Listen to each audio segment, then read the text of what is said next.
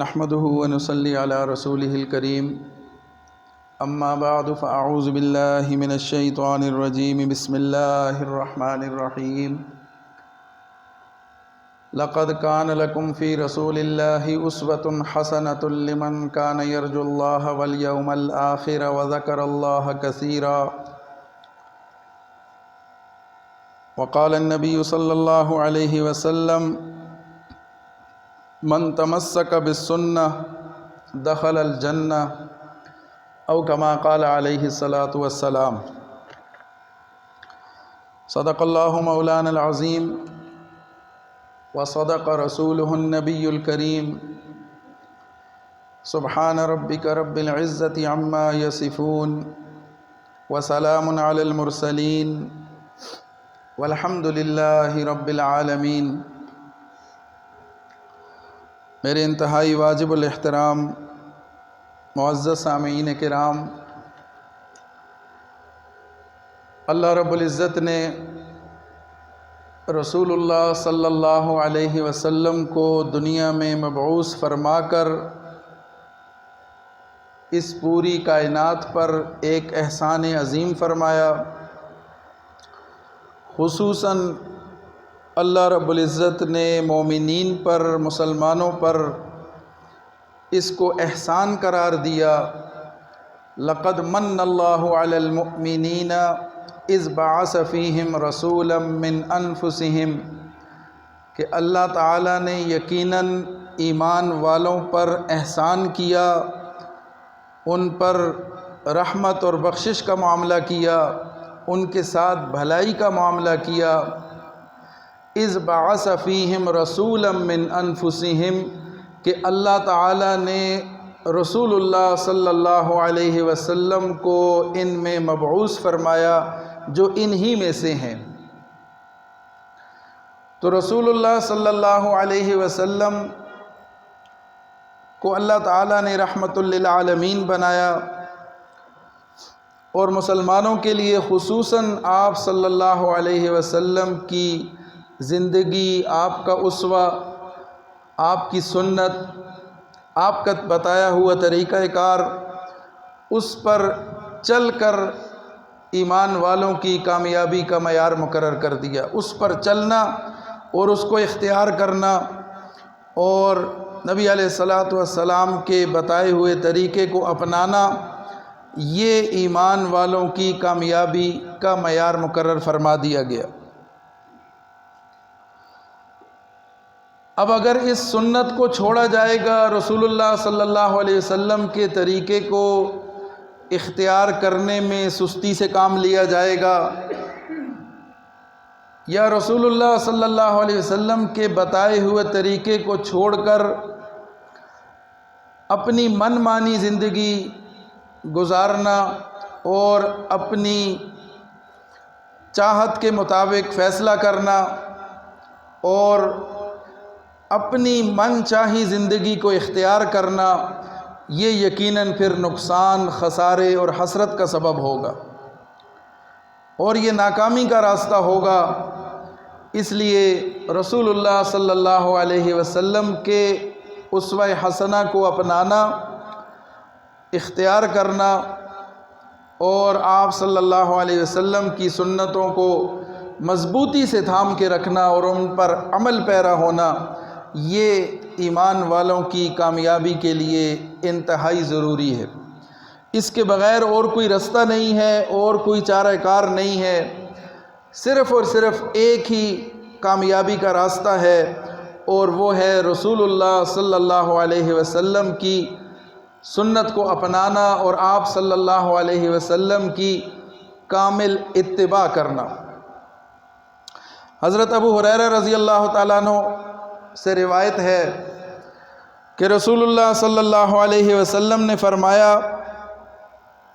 میری امت جنت میں داخل ہوگی مگر وہ شخص کہ جس نے انکار کیا اور سرکشی کی، وہ جنت میں جانے سے محروم رہے گا، وہ جنت میں داخل نہیں ہو سکے گا۔ تو صحابہ نے پوچھا کہ اے اللہ کے رسول، وہ کون ہے کہ جو انکار کرنے والا ہے اور سرکشی کرنے والا ہے؟ یعنی بظاہر ایمان والا ہے، مسلمان ہے، لیکن کیا وجہ ہے، اس کا کون سا عمل نافرمانی اور سرکشی کہلائے گا اور انکار سمجھا جائے گا کہ جس کی وجہ سے اس کے لیے جنت کا دخول مشکل ہو جائے گا اور ناممکن ہو جائے گا۔ اس لیے کہ غیر مسلم اور ایمان نہ لانے والے کا تو ویسے ہی معلوم ہے کہ اس کا ٹھکانہ جہنم ہے، تو حضور کی امت میں وہ کون لوگ ہوں گے کہ جو انکار کرنے والے ہیں اور سرکشی کرنے والے ہیں، اور اس انکار اور سرکشی کی پاداش میں وہ جنت میں داخلے سے محروم ہو جائیں گے۔ تو صحابہ نے پوچھا کہ اللہ کے رسول وہ کون ہے جس نے انکار کیا اور سرکشی کی؟ تو رسول اللہ صلی اللہ علیہ وسلم نے فرمایا کہ جس نے میری اطاعت کی اور فرما برداری کی وہ جنت میں داخل ہوگا، اور جس نے میری نافرمانی کی گویا اس نے انکار کیا اور سرکشی کی۔ تو یہ انکار اور سرکشی رسول اللہ صلی اللہ علیہ وسلم کی سنتوں سے، آپ کے بتائے ہوئے طریقے سے روگردانی اختیار کرنا، اسے انکار اور سرکشی سے تعبیر کیا۔ ایمان والا ہوگا، ایمان کا دعویٰ ہوگا، بظاہر مسلمان ہوگا، لیکن چونکہ رسول اللہ صلی اللہ علیہ وسلم کے طریقے سے پھرا ہوا ہوگا، روگردانی اختیار کرنے والا ہوگا، آپ صلی اللہ علیہ وسلم کی نافرمانی کرنے والا ہوگا، انکار کرنے والا ہوگا، تو اسے سرکشی سے تعبیر کیا اور اس کے لیے جنت کا داخلہ ممنوع قرار دے دیا۔ تو جنت میں داخلے کا ایک ہی راستہ ہے، اور وہ راستہ رسول اللہ صلی اللہ علیہ وسلم کی اتباع کا راستہ ہے۔ ان کنتم تحبون اللہ، اگر تم اللہ سے محبت کرتے ہو تو فاتبعونی، رسول اللہ کی پیروی کرو گے تو اللہ بھی تم سے محبت کرے گا اور تمہارے گناہوں کو بھی معاف کرے گا۔ یحببکم اللہ ویغفر لکم ذنوبکم واللہ غفور الرحیم، اللہ تو غفور الرحیم ہے، وہ تو چاہتا ہے کہ تم ایمان کے راستے پہ آؤ، اتباع کے راستے پہ آؤ، نیکی کے راستے پہ آؤ، وہ تمہیں معاف بھی کرے گا، تمہاری بخشش کا بھی اعلان کرے گا، تمہیں جنت میں بھی داخل کرے گا، لیکن تمہیں اتباع رسول کرنا ہوگی۔ اس کے علاوہ اور کوئی طریقہ اور راستہ نہیں ہے کہ جسے تم اختیار کرو اور پھر کامیابی کا بھی سوچو۔ حضرت عبداللہ بن عمر رضی اللہ تعالیٰ عنہ فرماتے ہیں کہ رسول اللہ صلی اللہ علیہ وسلم نے فرمایا، تم میں سے کوئی شخص اس وقت تک مومن نہیں ہو سکتا جب تک کہ اس کی خواہشات اس دین اور شریعت کے تابع نہیں ہو جاتی جس کو میں خدا کی جانب سے لے کر آیا ہوں۔ یعنی رسول اللہ صلی اللہ علیہ وسلم نے فرمایا کہ اس وقت تک ایک شخص کا ایمان کامل نہیں ہو سکتا جب تک کہ اس کی خواہشات اور اس کی مرضی اس دین اور شریعت کے تابع نہ ہو جائے کہ جو میں اللہ کی طرف سے لے کر آیا ہوں، جس دین کو لے کر میں دنیا میں مبعوث ہوا ہوں، جس دین کو دے کر اللہ نے مجھے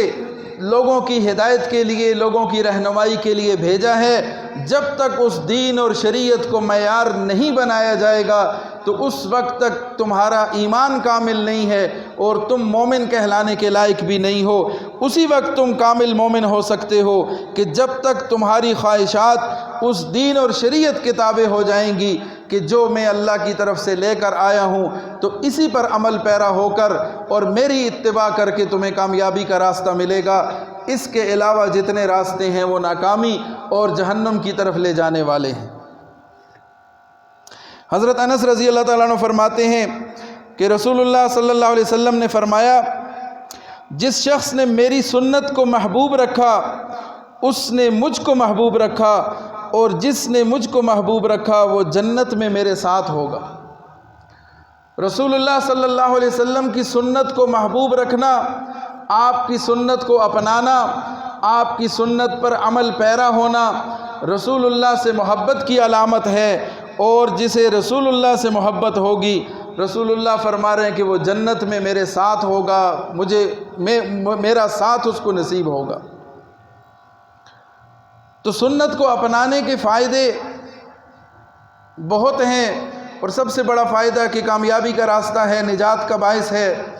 اور نقصانات کیا ہیں؟ ترک سنت اور سنت کو ہلکا سمجھنے کے بارے میں شاہ عبدالعزیز محدث دہلوی رحمہ اللہ فرماتے ہیں کہ جو شخص آداب میں سستی کرے گا، آداب کا لحاظ نہیں کرے گا، دھیان نہیں کرے گا، تو اس کا نقصان یہ ہوگا کہ وہ سنت سے محرومی کی مصیبت میں مبتلا کر دیا جائے گا۔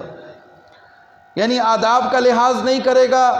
تو وہ سنت کی محرومی کے عذاب میں مبتلا ہو جائے گا، سنتیں اپنانا اس کے لیے دشوار ہو جائے گا، مشکل ہو جائے گا۔ اور جو سنت میں سستی کرے گا اور سنتوں کو ہلکا سمجھے گا، وہ فرائض کے چھوٹنے کی مصیبت میں مبتلا ہو جائے گا۔ آداب کا لحاظ نہیں کرے گا تو سنت سے محروم کر دیا جائے گا، سنت کو ہلکا جانے گا، سنت سے دوری اختیار کرے گا تو فرائض کے چھوٹنے کے عذاب میں اور گناہ میں مبتلا کر دیا جائے گا۔ اور جو شخص فرائض میں سستی کرے گا اور فرائض کو اپنانا اسے حقیر سمجھے گا تو وہ معرفت الہیہ سے محروم ہو جائے گا، اللہ کی معرفت سے محروم ہو جائے گا۔ تو جو اللہ کی معرفت سے محروم ہو گیا وہ دور نکل جائے گا، پھر اس کے لیے واپسی کا راستہ دشوار ہو جائے گا۔ اگر وہ واپس آنا چاہتا ہے، اگر وہ کامیابی کا راستہ اختیار کرنا چاہتا ہے تو وہ راستہ ایک ہی ہے، اور وہ راستہ ہے نبی علیہ السلام کی اتباع اور آپ صلی اللہ علیہ وسلم کی سنتوں کو اپنانا اور اختیار کرنا، اس کے علاوہ اور کوئی راستہ نہیں ہے۔ حضرت عائشہ رضی اللہ تعالیٰ عنہ رسول اللہ صلی اللہ علیہ وسلم کا ارشاد نقل کرتی ہیں، من تمسک بالسنہ، جس نے میری سنت کو مضبوطی سے تھامے رکھا، جس نے میری سنت کو اپنایا، دخل الجنہ، تو اللہ تعالیٰ اس کو جنت میں داخل کریں گے۔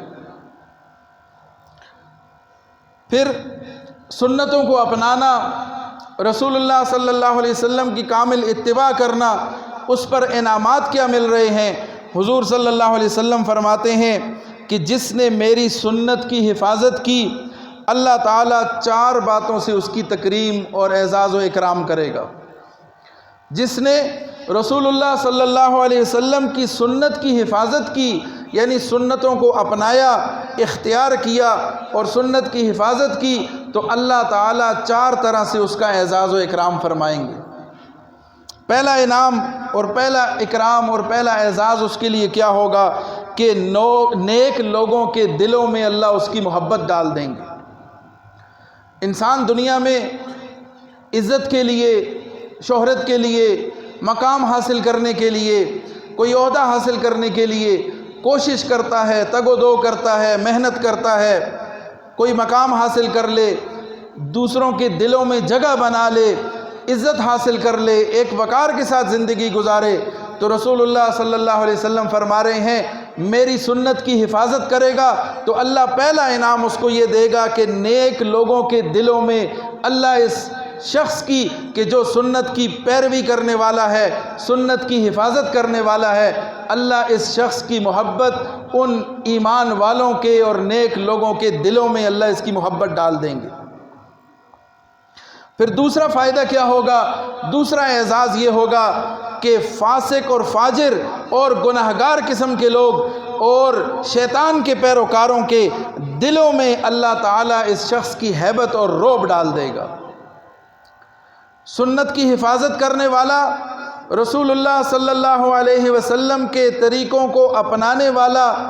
اس کا یوں اعزاز کیا جائے گا کہ نیک لوگوں کے اور اللہ والوں کے دلوں میں اس شخص کی محبت پیدا کر دی جائے گی، مخلوق کے دل میں اس کی قدر اور عزت پیدا کر دی جائے گی، محبت ڈال دی جائے گی، اور فاسق اور بدکار لوگوں کے دلوں میں اس شخص کی ہیبت اور رعب ڈال دیا جائے گا۔ سنتوں کو اپنانا، سنتوں کی حفاظت کرنا اتنا بڑا اعزاز کا باعث ہے۔ اور تیسرا انعام یہ ہوگا کہ اللہ تعالیٰ اس کے رزق میں کشادگی عطا فرما دیں گے۔ وہ رزق اور وہ روزی روٹی جس کے لیے انسان محنت کرتا ہے، کوشش کرتا ہے، دن رات ایک کرتا ہے، اپنی ساری مشقت، محنت اور صلاحیتیں اس پر لگا دیتا ہے، کچھ حاصل کر لے، کچھ کما لے، کچھ بنا لے، نبی علیہ السلام فرما رہے ہیں کہ اللہ تعالیٰ اس کی روزی میں اتنی برکت عطا فرما دیں گے، کشادگی عطا فرما دیں گے کہ پھر اس کو کسی کے آگے ہاتھ پھیلانے کی ضرورت اور حاجت نہیں پیش آئے گی۔ اور چوتھا انعام کیا ہے کہ اللہ تعالیٰ اس کو دین میں پختگی عطا فرمائیں گے، دین پر چلنا اس کے لیے آسان فرما دیں گے، اور دین کے احکامات کو اپنانا اور اختیار کرنا اس کے لیے اللہ تعالیٰ آسانی کا معاملہ فرما دیں گے۔ تو محض سنت کو اپنانا، رسول اللہ صلی اللہ علیہ وسلم کے طریقے کو اختیار کرنا، یہ 4 اعزازات کا باعث ہے، 4 اعزاز ملنے کا سبب ہے۔ پہلا اعزاز کیا ہے کہ اللہ تعالیٰ ایمان والوں کے اور مخلوق کے دلوں میں اس کی محبت ڈال دیں گے، اور فاسق، فاجر اور گناہگار لوگوں کے دلوں میں اس کا رعب ڈال دیا جائے گا۔ اس سے رزق کی تنگی دور کر دی جائے گی، رزق میں فراوانی عطا کر دی جائے گی، اور دین میں پختگی عطا کی جائے گی۔ دین پر عمل کرنا، دین کو اپنانا، اختیار کرنا اس کے لیے آسان کر دیا جائے گا۔ امام مالک رحمہ اللہ کا قول ہے، وہ فرماتے ہیں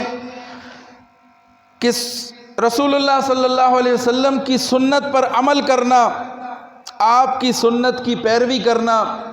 حضرت نوح علیہ السلام کی کشتی کی طرح ہے۔ نوح علیہ السلام کی کشتی میں جو سوار ہو گیا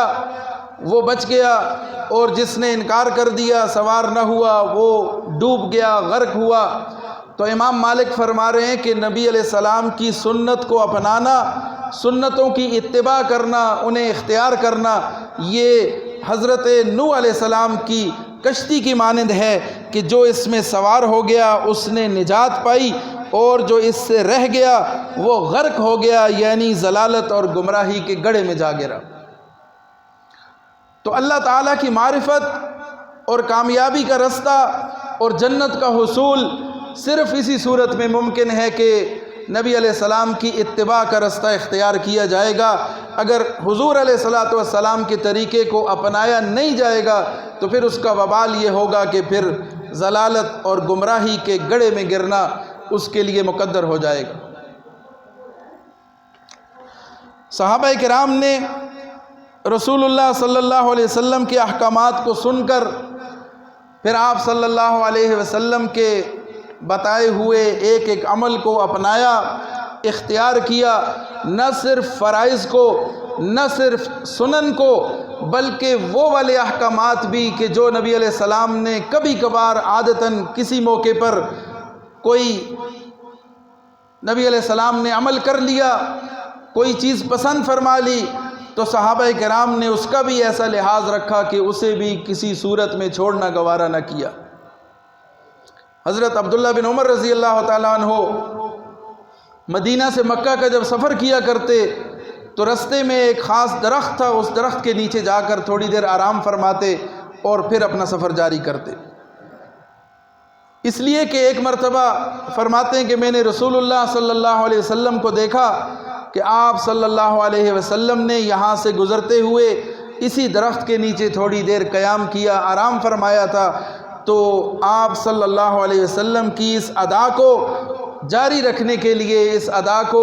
اختیار کرنے کے لیے، اس برکت کو حاصل کرنے کے لیے میں جب بھی یہاں سے گزرتا ہوں تو میں اس درخت کے نیچے تھوڑی دیر نبی علیہ السلام کی اتباع میں، آپ صلی اللہ علیہ وسلم کی بتائے ہوئے، آپ صلی اللہ علیہ وسلم کے اس عمل کی پیروی میں بھی اس پر عمل کرتا ہوں، حالانکہ یہ کوئی فرض واجب نہیں ہے اور مسنون بھی نہیں ہے، محض ایک مرتبہ چلتے ہوئے رسول اللہ صلی اللہ علیہ وسلم وہاں پر ٹھہرے، آرام فرمایا، تو عبداللہ بن عمر رضی اللہ تعالیٰ عنہ نے ہمیشہ اس جگہ کو آرام کرنا، وہاں پر ٹھہرنا، اس کو اختیار کر لیا۔ نبی علیہ السلام کو کھانے میں کدو پسند تھے، تو ایک صحابی ہم فرماتے ہیں کہ پہلے مجھے یہ پسند نہیں تھے، لیکن جب سے میں نے دیکھا کہ نبی علیہ السلام ہانڈی میں سے چن چن کے اور رغبت سے ان کو کھا رہے ہیں، تناول فرما رہے ہیں، تو اس کے بعد سے فرمایا کہ مجھے بھی کدو انتہا درجے کی پسند اور مرغوب ہونے لگے۔ حضرت ابو ذر غفاری رضی اللہ تعالیٰ عنہ ایک مرتبہ باغ میں اپنے پودوں کو پانی دے رہے ہیں، فصل کو پانی دے رہے ہیں کہ اسی دوران ایک شخص وہاں سے گزرتا ہے اور وہ کوئی حرکت ایسی کرتا ہے کہ جس سے وہ نالی یا بند ٹوٹتا ہے اور پانی سارے اس ایریے میں پھیل جاتا ہے۔ حضرت ابو ذر غفاری کو بہت اس پر غصہ آتا ہے، لیکن فوراً رسول اللہ صلی اللہ علیہ وسلم کا یہ خیال دل میں آتا ہے، آپ صلی اللہ علیہ وسلم کا یہ ارشاد سامنے آتا ہے کہ اگر تمہیں غصہ آئے تو غصے کی کیفیت میں اگر تم کھڑے ہو تو بیٹھ جاؤ، بیٹھے ہو تو لیٹ جاؤ، تو اس طریقے سے اللہ تعالیٰ تمہارا غصہ دور کر دیں گے۔ تو یہ جب ارشاد ذہن میں آتا ہے تو فوراً وہیں پر زمین پر بیٹھ جاتے ہیں، وہیں پانی اور کیچڑ میں زمین پر بیٹھ گئے، کپڑے سارے اس سے لت پت ہو گئے، لیکن رسول اللہ صلی اللہ علیہ وسلم کا ارشاد یاد آنے کے بعد یہ گوارا نہیں کیا کہ ایک قدم بھی آگے یا پیچھے کر کے اور اپنے آپ کو پہلے محفوظ کر لیں اس کے بعد عمل کریں، بلکہ آپ صلی اللہ علیہ وسلم کا ارشاد ذہن میں آتے ہی فوراً اس پر عمل کیا اور وہیں زمین پر بیٹھ گئے۔ حضرت عثمان بن عفان رضی اللہ تعالیٰ عنہ جب آپ رضی اللہ تعالیٰ عنہ کو بطور سفیر حدیبیہ کے موقع پر رسول اللہ صلی اللہ علیہ وسلم نے مکہ بھیجا کہ وہاں جا کر کفار مکہ سے بات کی جا سکے اور ان کے سامنے یہ موقف رکھا جائے کہ ہم عمرے کی نیت سے آئے ہیں اور ہمارے ساتھ ہمارا راستہ چھوڑا جائے، تو اس حوالے سے جب بات چیت کرنے کے لیے حضرت سیدنا عثمان بن عفان رضی اللہ تعالیٰ عنہ تشریف لائے تو آپ کے وہاں پر عزیز تھے، جاننے والے تھے، رشتہ داری تھی، اپنے ایک قریبی رشتہ دار کے ہاں آپ نے قیام فرمایا۔ ابان بن سعید بن عاص ان کے ہاں ٹھہرے اور صبح کو جب مذاکرات کے لیے بات چیت کرنے کے لیے وہاں سے چلے تو حضرت عثمان رضی اللہ تعالیٰ عنہ نے رسول اللہ صلی اللہ علیہ وسلم کی اتباع میں اپنا کپڑا جو ہے وہ نصف پنڈلی تک اٹھا کر رکھا تھا۔ نبی علیہ السلام کی سنت ہے کہ اپنا جو ازار ہے، اپنا کپڑا وہ پاؤں میں لٹکا کے رکھنا یہ تکبر کی علامت ہے، تو اس سے بچنے کے لیے رسول اللہ صلی اللہ علیہ وسلم اپنی کپڑے کو نصف پنڈلی تک اٹھا کر رکھتے تھے اور یہی مسنون ہے۔ تو حضرت عثمان رضی اللہ تعالیٰ عنہ اسی کیفیت میں چلے جا رہے ہیں، تو وہ جو آپ کے چچا زاد تھے ساتھ کہنے لگے کہ عثمان یہ ہمارے ہاں یہ معیوب سمجھا جاتا ہے، عرب کے ہاں یہ عجیب سی بات لگتی ہے کہ اس طریقے سے آپ اپنے کپڑوں کو اتنا، اپنی شلوار کو اتنا اونچا رکھ کے چل رہے ہیں، تو یہ مناسب نہیں ہے۔ ذرا ابھی میٹنگ ہوگی، ہماری بات چیت ہوگی، مذاکرات ہوں گے، بڑے بڑے قریش کے سردار وہاں بیٹھے ہوں گے، تو ان کے سامنے یہ ذرا مناسب نہیں ہے، اس کو ذرا نیچے کر لو۔ تو حضرت عثمان رضی اللہ تعالیٰ نے فرمایا کہ یہ نہیں ہو سکتا، ان کی مجھے پرواہ نہیں ہے وہ کیا کرتے ہیں، کیا سوچتے ہیں، اور زمانہ کیا کہتا ہے، لوگ کیا کہتے ہیں، میں نے تو رسول اللہ صلی اللہ علیہ وسلم کو دیکھنا ہے، آپ کے طریقے کو دیکھنا ہے، آپ کے احکامات کو دیکھنا ہے اور ان کی پیروی کرنی ہے۔ جب رسول اللہ صلی اللہ علیہ وسلم اپنے کپڑے کو اونچا رکھ رہے ہیں اور پاؤں میں گھسٹنے سے بچا رہے ہیں، اپنے ازار کو بلند رکھ رہے ہیں، تو میں بھی آپ کی پیروی میں اس کو اونچا رکھوں گا، مجھے اس کی پرواہ نہیں ہے کہ کون کیا سوچتا ہے اور کیا کہتا ہے۔ حضرت حذیفہ رضی اللہ تعالیٰ عنہ ایک بادشاہ کے دربار میں وہاں پر کھانا کھاتے ہوئے ان کے ہاتھ سے ایک نوالا گرتا ہے، تو وہ اتباع رسول میں سنت یہ ہے کہ اگر آپ کھانا کھا رہے ہیں، آپ کے ہاتھ سے کوئی لقمہ گر جاتا ہے تو اسے اٹھا کے، اور اگر وہ اس کی ضرورت پڑے تو صاف کر لیں اور صاف کر کے اس کو کھا لیں۔ تو حضرت حذیفہ رضی اللہ تعالیٰ عنہ وہ لقمہ اٹھا کے جب کھانے لگے تو پاس بیٹھے کسی شخص نے کہا کہ حضرت بادشاہ کے دربار میں بیٹھے ہیں، یہ اس طرح مناسب نہیں لگتا اور اچھا نہیں لگتا۔ تو آپ نے وہ تاریخی جملہ ارشاد فرمایا کہ جو ہم سب کے لیے رہنمائی کا ذریعہ ہے، فرمایا اَأَتْرُكُ سُنَّتَ حبیبی لہؤلاء الحمقاء، کیا میں اپنے محبوب کی سنت کو چھوڑ دوں گا ان بے وقوفوں کی خاطر، ان احمقوں کی خاطر؟ یہ ہوں گے اپنے ملک کے بادشاہ ہوں گے، سربراہ ہوں گے، یہ بڑے اونچے لوگ سمجھے جاتے ہوں گے، لیکن رسول اللہ صلی اللہ علیہ وسلم کے سامنے، آپ کے طریقے کے سامنے، آپ کے حکم کے سامنے ان کی کوئی اہمیت نہیں ہے۔ اترک سنت حبیبی، کیا میں اپنے حبیب، اپنے محبوب کی سنت کو ترک کر دوں گا اور ان کے خوف سے آپ کی سنت کو چھوڑ دوں گا؟ لہؤلاء الحمقاء، ان احمقوں کی خاطر میں اپنے حبیب اور اپنے محبوب صلی اللہ علیہ وسلم کے طریقے کو نہیں چھوڑ سکتا۔ ایک شان بے نیازی سے وہ لقمہ اٹھایا اور تناول کر لیا۔ تو یہ صحابہ کرام کا طرز عمل تھا۔ رسول اللہ صلی اللہ علیہ وسلم کی ایک ایک ادا کو انہوں نے محفوظ بھی کیا، اپنایا بھی، اور دنیا کو دکھایا بھی، اور اس کی اہمیت سے بھی دنیا کو روشناس کرایا۔ اب دیکھنا یہ ہے کہ ہم بھی تو اسی نبی کے ماننے والے ہیں، ہم بھی تو اسی نبی کے عشق کا دم بھرنے والے ہیں، اور ہم بھی تو اسی نبی کے پیروکار ہیں، اسی کے ماننے والے ہیں، اور اسی کو اپنا رہبر و رہنما مانتے ہیں۔ کیا ہم نے بھی آپ صلی اللہ علیہ وسلم کی سنت کو، آپ کے طریقے کو یوں اختیار کیا، اسے مضبوطی سے تھاما، اس پر عمل پیرا ہوئے یا نہیں ہوئے؟ یہ ہر شخص اپنے گریبان میں خود جھانک سکتا ہے۔ ایک مرتبہ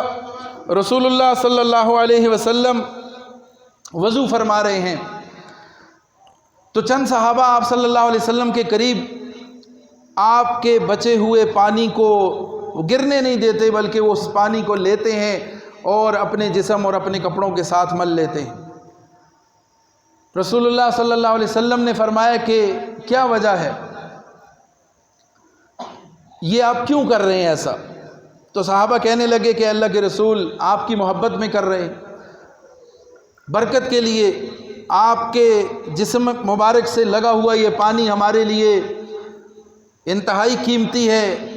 اس سے زیادہ ہمارے لیے اعزاز و اکرام کی بات ہے نہیں کہ آپ کا وضو کا استعمال شدہ پانی ہم استعمال کر لیں۔ ہمارے لیے یہ دنیا کے ہر خوشبو سے اور ہر چیز سے اعلیٰ و عرفہ ہے، تو ہم تو آپ کی محبت میں یہ کر رہے ہیں کہ اس پانی کو گرنے نہ دیں، بلکہ اس پانی کو اپنے ساتھ، اپنے جسم کے ساتھ مل لیں، اپنے کپڑوں کے ساتھ مل لیں، خوشبو کے لیے، برکت کے لیے، آپ کی محبت میں ہم یہ کر رہے ہیں۔ تو رسول اللہ صلی اللہ علیہ وسلم نے فرمایا کہ اچھا، مجھ سے محبت ہے تو پھر یاد رکھو، اگر مجھ سے محبت کا دعویٰ ہے تو پھر یاد رکھو 3 باتیں ارشاد فرمائی۔ سچ بولنا پڑے گا، امانت کا لحاظ رکھنا پڑے گا، امانت میں خیانت نہیں کرنا ہوگی، اور تیسرا فرمایا کہ پڑوسیوں کا خیال کرنا ہوگا۔ اب دیکھ لیں کہ ہم رسول اللہ کے محبت کا دم بھرنے والے، ہم کس حد تک سچ کو اپنائے ہوئے ہیں۔ ہماری بات شروع بھی جھوٹ سے ہوتی ہے، ختم بھی جھوٹ پہ ہوتی ہے۔ ہم رسول اللہ صلی اللہ علیہ وسلم کے عاشق کہلاتے ہیں، آپ کے امتی کہلاتے ہیں، آپ کی محبت کا دم بھرتے ہیں، لیکن ہم جھوٹ نہیں چھوڑ سکتے، ہم خیانت نہیں چھوڑ سکتے، ہم دھوکہ نہیں چھوڑ سکتے، ہم فراڈ کرنا اور دوسروں کو دھوکے میں رکھنا اور وعدہ خلافی کرنا اور دوسروں کا حق دبانا اور دوسروں کے ساتھ زیادتی کرنا، حقوق العباد کی تو ہمیں پرواہ ہی نہیں ہے۔ اس کے باوجود ہمارے عشق میں بھی کمی نہیں آتی، ہمارے رسول اللہ سے محبت میں بھی کمی نہیں آتی، ہم ایمان والے بھی اسی طرح خود کو سمجھتے ہیں۔ تو یہ سوچنے کی بات ہے کہ رسول اللہ صلی اللہ علیہ وسلم کے بتائے ہوئے طریقے کو اختیار کیے بغیر ہم کس طریقے سے نجات کا ہم اپنے لیے تصور کر سکتے ہیں۔ آج خصوصاً ربیع الاول میں حضور صلی اللہ علیہ وسلم کا ہر طرف تذکرہ ہوتا ہے، آپ کی سیرت بیان ہوتی ہے، سرکار کی آمد کو مرحبا کہا جاتا ہے، لیکن کیا سرکاری دفاتر میں، سرکاری عدالتوں میں سرکار کے لائے ہوئے نظام کو بھی لانے کی بات کی جاتی ہے؟ نہیں کی جاتی۔ اور اس پر تو اللہ نے واضح طور پر یہ بھی فرما دیا کہ وَمَن لَّمْ يَحْكُم بِمَا أَنزَلَ اللَّهُ، جو ہم نے حکم نازل کیے اس کے مطابق جو فیصلہ نہیں کرتے، اس کے مطابق جو طریقہ کار اختیار نہیں کرتے، فَأُولَٰئِكَ هُمُ الْكَافِرُونَ فَأُولَٰئِكَ هُمُ الظَّالِمُونَ فَأُولَٰئِكَ هُمُ الْفَاسِقُونَ۔ تین ارشادات فرمائے کہ وہ لوگ کافر ہیں، وہ لوگ ظالم ہیں، وہ لوگ فاسق ہیں جو اللہ کے لائے ہوئے احکامات کو، اللہ کے بتائے ہوئے احکامات کو نافذ نہیں کرتے، ان کے مطابق فیصلے نہیں کرتے۔ تو آج ہم دیکھ لیں کہ رسول اللہ سے محبت کا دعویٰ ہے، رسول اللہ کی آمد کی خوشی ہے، رسول اللہ صلی اللہ علیہ وسلم کے تذکرے سے ہماری محفلیں معطر ہیں، اور اس تذکرے سے ہماری محفلوں میں یہ تذکرے چل رہے ہیں، لیکن کیا ہماری زندگی میں بھی کوئی تبدیلی آ رہی ہے؟ کیا ہمارے عمل میں بھی کوئی تبدیلی آ رہی ہے؟ یہ ہر شخص کے سوچنے کی بات ہے۔ اور یاد رکھیں، اگر عمل میں تبدیلی نہیں آ رہی، اگر زندگی میں انقلاب نہیں آ رہا، تو صرف نعروں سے کام نہیں چلے گا، صرف باتوں سے کام نہیں چلنے والا، اتباع ضروری ہے۔ اگر محبت کا دعویٰ ہے تو پھر اتباع کے بغیر اور کوئی رستہ نہیں ہے کہ جو آپ کی محبت کو سچا ثابت کر سکے۔ اس لیے رسول اللہ صلی اللہ علیہ وسلم کی کامل اتباع کرنا، آپ کے طریقے کو مکمل طور پر اختیار کرنا، اور آپ صلی اللہ علیہ وسلم کے بتائے ہوئے طریقے کے مطابق زندگی گزارنا، اس کو جب تک ہم اپنا راہ عمل نہیں بنائیں گے تو اس وقت تک ہماری کامیابی ممکن نہیں ہے۔ اللہ کرے کہ ہمیں ان باتوں کی سمجھ نصیب ہو اور ہم رسول اللہ صلی اللہ علیہ وسلم کے سچے متبعین بنے اور سچے عاشق رسول بنے۔ اللہ تعالی ہم سب کو رسول اللہ صلی اللہ علیہ وسلم کے طریقے پر چلنے والا بنائے۔ وآخر دعوانا ان الحمد للہ رب العالمین۔